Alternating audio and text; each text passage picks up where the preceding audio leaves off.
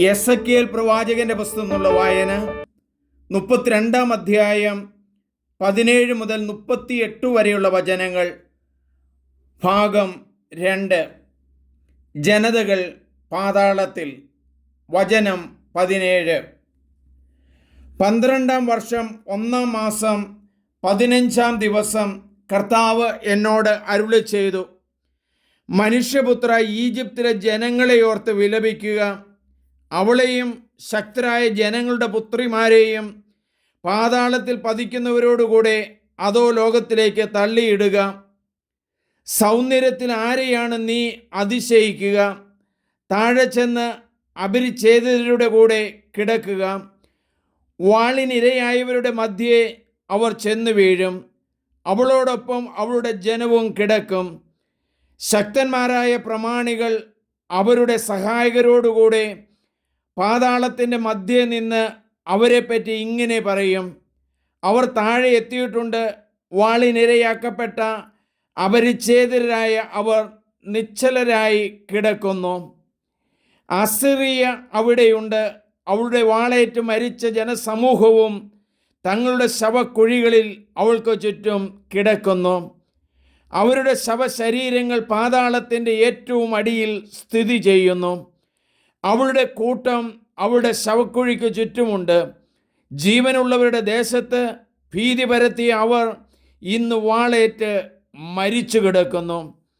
ഏലാമും അവിടെയുണ്ട്. അവളുടെ ശവകുടീരത്തിനു ചുറ്റും അവളുടെ ജനക്കൂട്ടവും ജീവനുള്ളവരുടെ ദേശത്ത് ഭീതി പരത്തിയവർ ഇന്ന് വാളേറ്റ് മരിച്ച് അപരിച്ഛേദിതരായി അധോ ലോകത്തിൽ എത്തിയിരിക്കുന്നു. പാതാളത്തിൽ പതിച്ചവരോടൊപ്പം അവർ അവമാനിതരായി കഴിയുന്നു.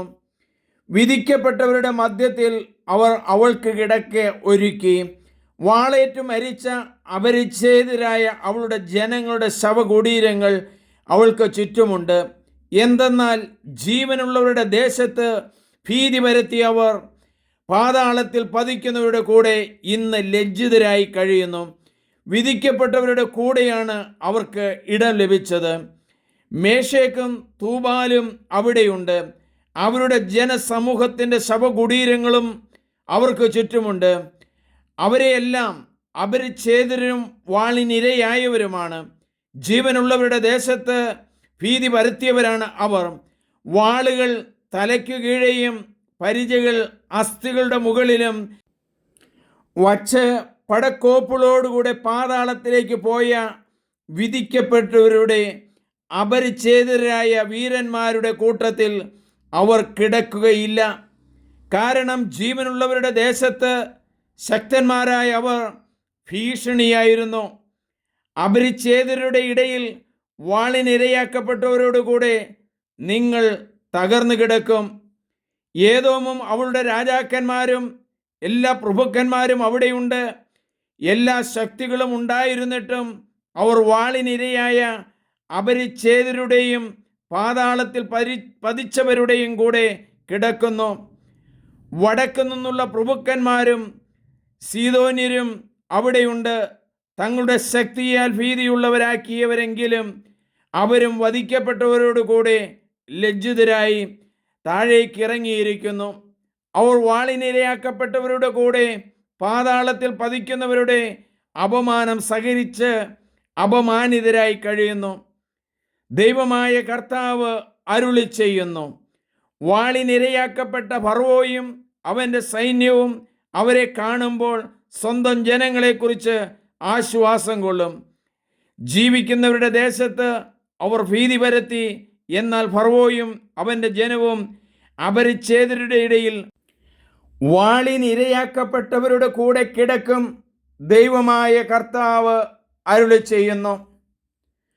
നമുക്ക് പ്രാർത്ഥിക്കാം. ദൈവമേ, ഇസ്രായേൽ ജനതയെ അങ്ങ് തിരഞ്ഞെടുത്തല്ലോ.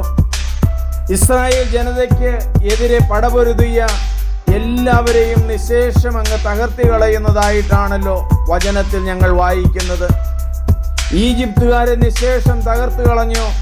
ദൈവമേ, ദൈവവചനത്തിനും ദൈവപ്രവർത്തനങ്ങൾക്കും എതിരായി നിൽക്കുന്നവര് കാലാന്തരത്തിൽ നശിച്ചു പോകുമെന്നുള്ളൊരു സന്ദേശം തരുന്നതിന് നന്ദി പറയുന്നു.